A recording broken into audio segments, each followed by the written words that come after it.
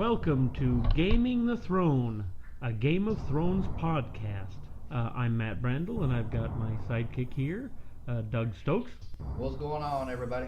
We're going to have a podcast and talk about Game of Thrones in detail, and we do have a spoiler alert for this. We will be talking in depth about some of the episodes and stuff, and about some of the things that happened to some of the people. So if you haven't watched the shows yet, you might want to do that first before listening to this. We're going to be doing our episodes in 3 sections. One section will be What If, where we'll talk about something that happened in the episode that we thought would make a good What If. Second one will be we will talk about a main character. And the third section will be what do we think will happen in the new season 7. I kind of went out of order here, but this will work too. I am a big comic book collector, and I've been collecting for about 40 years. I really love the medieval stories, and I loved Excalibur and all that kind of stuff. So once I got into Game of Thrones, I ended up watching the season 1 through 5 in a big binge, and then I had to wait for season 6 because season 5 just ended, and that's what got me into Game of Thrones. How'd you get into Game of Thrones? Well, I got into it one day when I was headed for work and my car broke down, so I had to call in to work, and I was getting over a cold at the time, so I wasn't feeling all that well. When I got home, I was flipping around the channels, and HBO was showing the second season of Game of Thrones. So I was sitting in my chair, and I'd watch about 10-15 minutes in Game of Thrones, and then I'd snooze for about 15-20 minutes, and then pick it up again and watch it for maybe about a half hour before I'd fall asleep. And I watched pretty much all 10 episodes, and after that I think I was pretty much hooked on Game of Thrones. I went out and got the books after that, and I've read the books. I've reread the books. I'm still rereading the books. Several times, yes. And by the time I get done with book 3, I've pretty much forgotten what happened in book 1.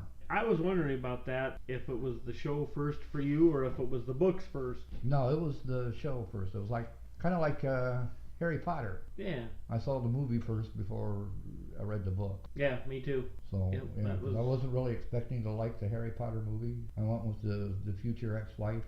Yeah. About, I think, 10 minutes into the movie, I was pretty much hooked into that. So. Me too. I loved it. I thought it was really great. I got into the Game of Thrones, like I said, with the show. My friend in Montana was reading the books, and he said they were really great. And then he'd talk them up quite a bit, and then he'd say, yeah, it's taking forever for the next book to come out. And then he kind of got discouraged, and then he didn't talk about it much anymore. And he said, yeah, the next book's coming out, next month. I got to go back and reread the other ones and catch back up. And yeah, he hasn't gotten into the show yet, and I think he's of a mind that he wants to read the books first, so he might be an awful long time.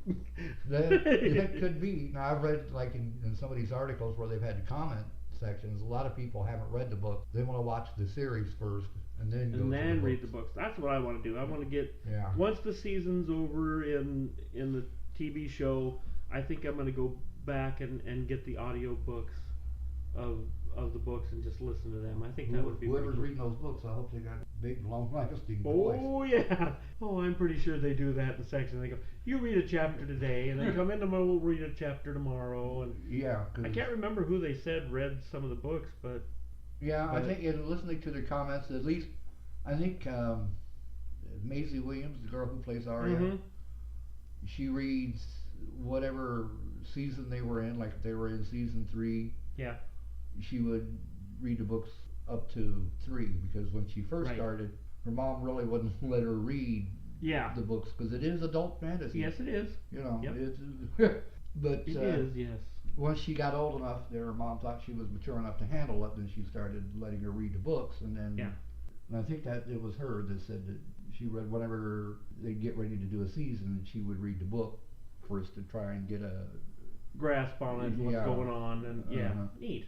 But some of them, I think, like Kit Harington said he's never read the books. Charles Dance, the guy who played Tywin Lannister, said no. He said thick books scare me. So, he said it was actually a fan that told him how his That's character gonna was take going too to die. long. I can't do it. Yeah.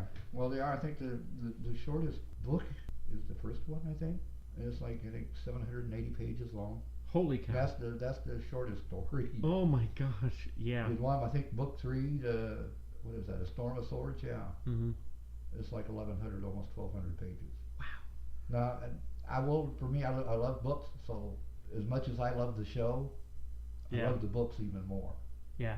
Because, awesome. like I say, I wish there were times, like I said, and I know I get why they do this because they only have so much money and time to go around. Yeah. There were some characters that were in the books that didn't make it to the show. I wish they would have been able to include, some of them in it, yes. And yeah, they're kind of, their hands are tied a little bit, or the cast would be thousands. Oh, you know? it was a big cast anyway. Not as big as what it was, but yeah. But yeah, well, they've dwindled down a little bit now. And a lot of them talk like I watched the DVD so much that I'll listen to the commentaries on them, and some are a lot better than others. Yeah. Like when Sophie Turner and Maisie Williams were doing the commentaries, like in the early years, they were too giggly and and goofy to be paying a whole lot of attention to the show. Yeah.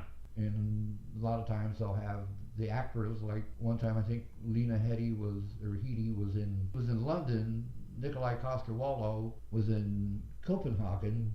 The guy who wrote the show was in New York, and the guy who directed the show was in L.A. Oh, they did a conference call thing or something? So sometimes it gets like dead air, especially with the actors. Uh-huh. Because they're involved in their own storylines. They don't really know what's going on the other other parts stuff. of the show. So there's times when, like, if you can actually watch the show. If Lena Headey and Nikolai Coster-Waldau, if Daenerys is on, they're going to stop talking and watch her. Yeah. And then they'll say, "Oh, yeah, we should be talking at this point." It's like, oh yeah, that's right. yeah, that's kind of why they're called commentary. Oh yeah, yeah. That's true. Yeah. Dang it. Yeah. So that's going to be what Gaming the Throne is going to be all about. We hope you come back and listen to future episodes and just have fun listening about a couple of guys talk about Game of Thrones. We've had a lot of conversations that ended up with, well, what if this, or if they do this, or and it's so fun just to speculate on what might happen. Yeah, because there's a whole lot that could happen. Oh and boy. most likely will. There's still going to be one tremendous battle with the White Walkers. Yeah, that one is the be-all. That better, oh boy. All right, and on a final note, everybody should remember, the night is dark and full of terrors.